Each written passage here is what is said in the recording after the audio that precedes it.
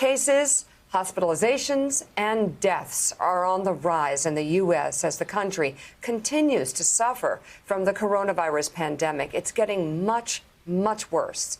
Yesterday, the U.S. added over 159,000 coronavirus cases, bringing the overall total to 11.4 million cases.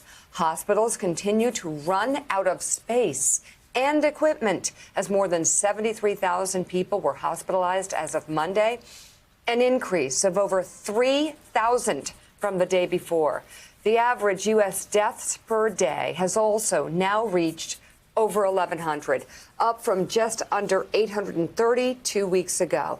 The average pace is expected to climb in the coming days. It is getting so much worse, Willie. It is, and the White House knows it. NBC News has obtained a copy of the White House Coronavirus Task Force latest weekly report to states that delivers an assessment of the pandemic's trajectory. The report, dated November 15th, is jarring. It reads in part, "There is now aggressive, unrelenting, expanding broad community spread across the country, reaching most counties without evidence of improvement, but rather further deterioration. Current mitigation efforts are inadequate and must be increased to flatten the curve to sustain the health system for both COVID and non-COVID emergencies." Heading into Thanksgiving, the report warns the upcoming holidays can amplify transmission considerably. States should continue to expand public health messaging across all media platforms, including SMS auto texting, to warn citizens about the risks of social gatherings, advise people to avoid them, and re-emphasize face coverings and social distancing. Specifically, recommend holding an event only with individuals within one's household and emphasize the risk of exposing an elderly person or someone with an underlying condition if gathering indoors without masks. Again, that's the White House Coronavirus Task Force weekly report. Let's bring in President of the American Medical Association, Dr. Susan Bailey, and Chief Nursing Officer for the American Nurses Association, Debbie Hatmaker.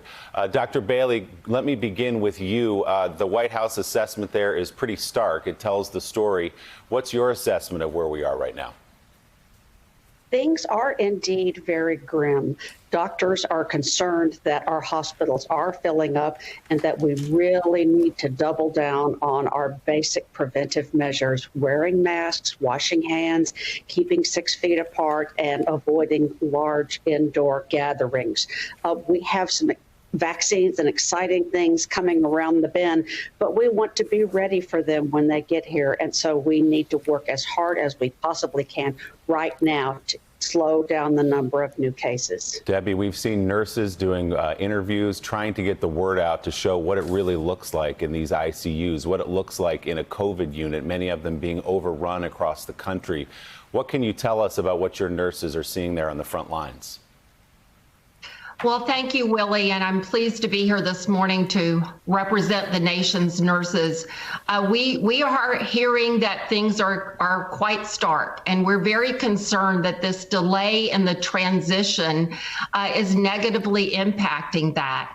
Just this week in North Dakota, we heard that some facilities are running critically low on supplies and that nurses are being asked to transition and work in other units for which there hasn't been time for orientation and for adequate preparation or training for that. So we're concerned about that, and the delay in the transition only impacts that. So it is time for the Trump administration to begin to prepare the Biden transition team on those important issues around the stockpile for the necessary critical medical equipment.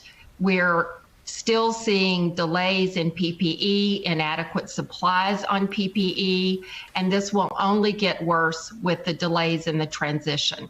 Thanks for checking out MSNBC on YouTube, and make sure you subscribe to stay up to date on the day's biggest stories. And you can click on any of the videos around us to watch more from Morning Joe and MSNBC. Thanks so much for watching.